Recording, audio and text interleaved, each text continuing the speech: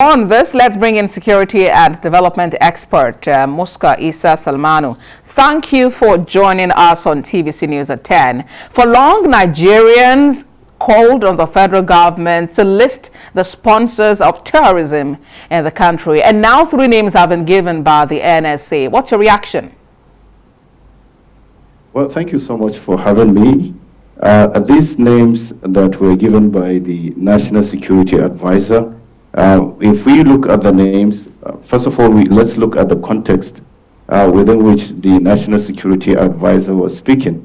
He was talking to a council of ulamas of the Sahel region. So that means countries of ulamas around West Africa that are within the Lake Chad basin and some aspect or up to the Sahel region. So when you look at that, you find out that these groups that the National Security Advisor mentioned are groups that are relatively known to be, in fact, terrorist by nature. I give you an example, like the Jamaat Nasrul Islam wal Muslimin was already designated by the United States as a foreign terrorist organization as far back as in 2018. And if the other ones are also affiliated in a way to to the other groups. So yes, it's a good step in the right direction. It is long overdue, but now that it's coming, is better late than never. And it is hope that this will provide the platform or a mechanism within which to curtail this financing that takes place or that is being given by these organizations. All right. Now 3 groups have been named by the federal government. Is that all? What should be the next step? So the issue of terrorist financing or resourcing, some people would rather say, it goes beyond just this group because terrorist organizations have known to have ways of financing their activities. So these groups are just like, they are known, they are large groups. It's not surprising actually that these groups' names came out. What I think we need to do is to go beyond this group and to also go beyond these groups that are already out there and known.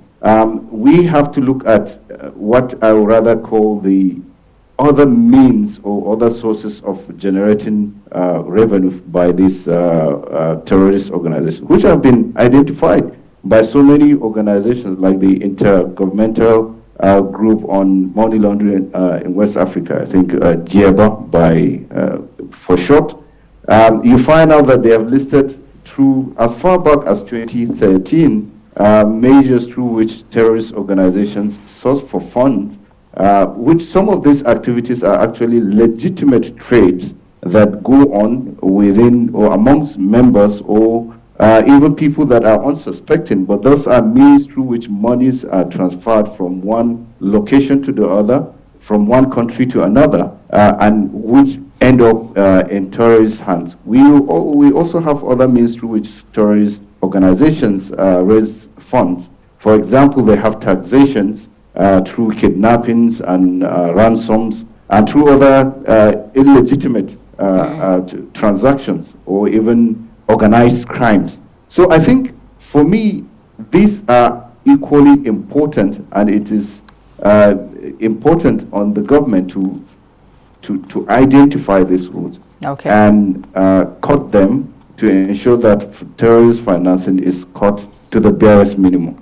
All right. Well, before now, the government had said it's not exactly interested in naming the terrorists, but more in prosecuting them. Let's hope this opens the door for more prosecution in the days ahead. Security and development expert Musqa Isah Salmanu, thank you for joining us on TVC News at 10. Thank you for having me.